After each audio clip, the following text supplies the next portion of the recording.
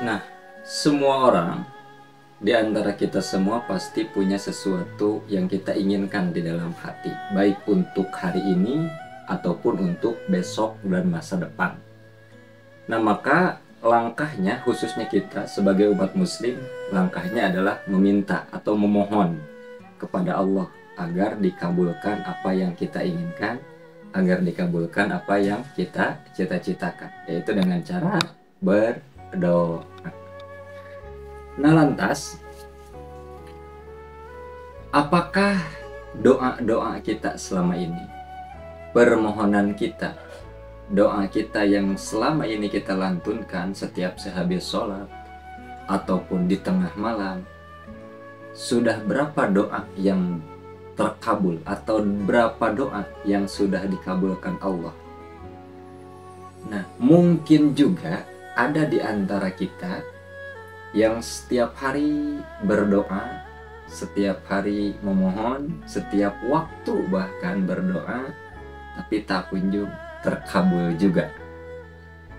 Nah, tentunya berarti di sini ada sesuatu yang harus diperbaiki. Bukan sesuatu yang salah, tapi sesuatu yang harus diperbaiki. Entah itu dari segi mekanismenya, atau tata caranya, atau adab-adaban.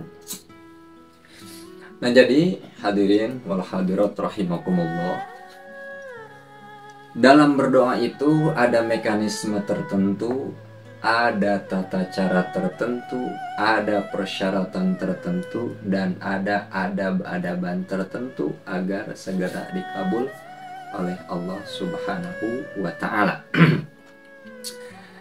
Nah, sebelum melangkah ke sana, saya akan membuat sebuah ilustrasi sederhana agar mudah dipahami dan mudah dicerna, mudah dimengerti.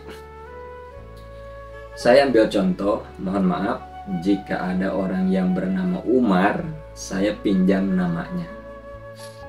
Dan mohon maaf bila ada orang yang bernama Haji Rohman, saya minjem namanya sebentar.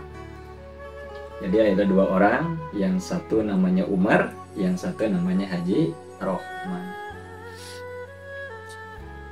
Ceritanya, Haji Rohman ini adalah orang kaya, bahkan super kaya. Si Umar ini adalah orang fakir, bukan hanya miskin, tapi fakir. Kebetulan mereka berdua ini bersaudara. Lantas, karena si Haji Rohman ini orang kaya, dermawan pula, merasa iba, kasihan kepada si Umar yang fakir. Singkat cerita, Haji Rohman menawarkan ke si Umar, udah tinggal aja di rumah saya. Di rumah saya tinggal, silahkan, kamar udah disediakan. Diam di rumah, mau tidur di kamar silahkan. Mau makan sepuasnya silahkan, tinggal ambil di dapur. Sesuai apa yang disediakan, di kulkas sesuai apa yang disediakan. Cemilan di lemari sesuai apa yang disediakan. Tidur di kamar sudah disediakan kasur, bantal, dan lain-lain. Mau nonton TV silahkan, TV ada. Kalau untuk hiburan, mau ini mau itu di rumah ini silahkan, bebas. Karena si Haji Rohman ini bersifat dermawan. Nah, setelah diberi kebebasan sedemikian rupa, akhirnya si Umar, karena dia statusnya fakir, jadi dia terima tawaran tersebut, lalu tinggallah di rumah si Haji Rohman selama beberapa bulan atau tahun. Ini hanya sekedar contoh. Kemudian dia makan dengan bebasnya, apa-apa dengan bebasnya. Kemudian si Umar ini bersikap merasa bahwa ini punya sendiri, sewenang-wenang. Tinggal tidur, makan, nonton TV. Kira-kira kalau kerjaan si Umar cuman sebatas tidur, makan, nonton TV, Haji Rohman ini bakal punya rasa kesal. Walaupun dia dermawan, tapi namanya manusia pasti ada rasa kesal. Udah dikasih tinggal, tapi nggak ngapa-ngapain. Padahal di rumahnya itu rumah gede, banyak kerjaan yang harus dikerjain. Maka akan muncul rasa kesal. Si Haji Rohman ini mungkin kesal, tapi karena dia tertutup oleh sifat dermawannya, dia membiarkan saja. Ya terserah lah, mau ngapain juga, bodo amat gitu. Walaupun ada hatinya kesal. Tiba-tiba si Umar sikapnya seperti itu. Tiba-tiba dia minta ke si Haji Rohman, "Pak Haji, saya minta duit dong buat isi kuota," misalkan. "Minta duit dong buat beli motor," misalkan. Kira-kira si Haji Rohman akan langsung cash memberi uang ke si Umar tersebut yang udah diberikan fasilitas sedemikian enaknya di rumahnya, dan bersikap seperti itu. Apakah langsung dengan sukarela ngasih duit? Tentunya enggak, karena ada rasa kesal. Tapi kalau sebaliknya, si Umar tinggal di rumah tersebut, makan seadanya, tapi dia mau melakukan sesuatu pekerjaan walaupun tanpa disuruh. Ngerjain kerjaan rumah, ngepel misalkan, cuci piring, dan lain-lain. Pokoknya si Haji Rohman ini punya mobil, tanpa disuruh dia mandiin mobilnya. Si Haji Rohman ini punya burung, dia kasih makan burungnya, mandiin burung. Si Haji Rohman ini punya piaraan kucing, kasih makan dan lain-lain. Pokoknya tanpa disuruh dia ngerjain. Kalau ceritanya seperti itu, maka si Haji Rohman tanpa diminta pun akan memberikan penawaran secara sukarela. "Mar, kamu pengen apa? Mau beli motor nggak?" Dikasih. Tanpa diminta pun dia akan ngasih. Karena apa? Dia senang. Karena sebelum dia nyuruh udah dikerjain. Itu ilustrasi sederhananya. Oke? Sekarang kita kembali ke topik pembahasan. Kita diciptakan Allah, didiamkan di bumi Allah dengan fasilitas yang begitu luar biasa. Fasilitas yang Allah berikan sealam dunia ini begitu luar biasa. Silahkan nikmati fasilitas yang kami ciptakan untuk kita sebagai manusia. Tapi kita tinggal di bumi Allah ini bersikap merusak, bersikap tidak patuh dan taat terhadap apa yang disuruh. Bahkan nunggu dipanggil dulu baru berangkat. Bahkan dipanggil pun nggak berangkat. Contoh, Allah manggil nih melalui suara muadzin, Allahu Akbar, Allahu Akbar, tapi dia nggak berangkat. Nah, kira-kira dengan bersikap seperti itu kita udah dikasih fasilitas yang luar biasa, dipanggil oleh Allah nggak nurut. Kira-kira kalau kita minta kepada Allah bakal dikasih apa enggak? Kalau ilustrasinya seperti tadi, ingat ya, ini Haji Rohman ini statusnya manusia yang punya rasa kesal. Allah itu Maha Rahman Rahim. Walaupun kita jahat, walaupun kita maksiat, tetap Allah kasih rezeki. Gak mungkin Allah gak kasih rezeki. Ini Allah sifatnya Rahman Rahim. Nah, tapi berlakulah kasus mirip seperti itu ketika kita nurut terhadap apa yang Allah perintahkan. Bahkan sebelum Allah merintah, sebelum Allah memanggil kita dengan suara adzan dari muadzin, kita udah tiba duluan di masjid. Terus-terusan kita istiqomah seperti itu, maka kita minta pun sebelum kita minta bahkan Allah pasti ngasih apa yang kita mau. Nah, itu ilustrasi sederhananya daripada konsep dalam hal berdoa. Jadi sebelum kita berdoa, maka istiqomahkan dulu apa yang kita suruh, apa yang Allah suruh, maksudnya maaf, apa yang Allah suruh kepada kita kerjakan dulu secara istiqomah, barulah kita meminta kepada Allah, berdoa, insya Allah akan cepat terkabul. Kemudian selanjutnya,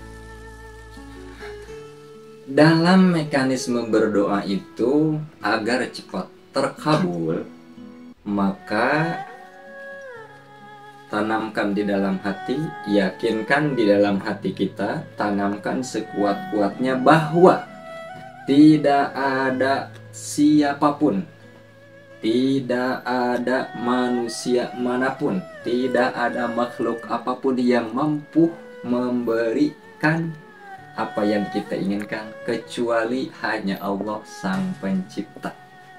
Jadi kalau kita udah yakin nih, hanya Allah yang akan mengabulkan doa kita, hanya Allah yang akan memberikan apa yang kita inginkan, maka itu doa kita akan cepat terkabul. Jangan sampai seperti ini, kita habis sholat doa Allahumma firli atau Allahumma rizukni rizqan ya Allah, Rabbi habli amwalan katsiro, berilah aku harta yang banyak. Tapi beres doa, keluar dari masjid, di hati kita bilang, tapi hartanya dari mana ya? Misalkan gitu, ya Allah aku minta uang 5 juta. Beres berdoa, keluar dari masjid, kita ragu, 5 juta dari mana ya?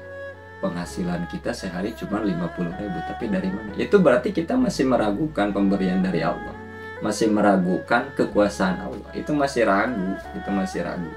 Nah maka kalau masih ragu gitu, masih jauh untuk diijabah.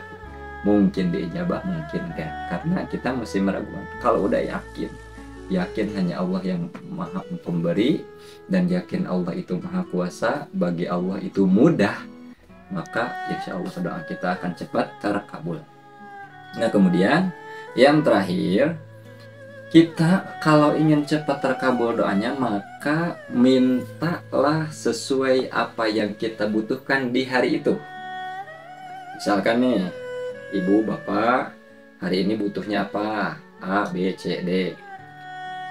Pertanyaannya sekarang, apa yang kita butuhkan hari ini dan apa yang kita butuhkan setiap hari? Ada yang tahu? Butuh duit? Butuh makan?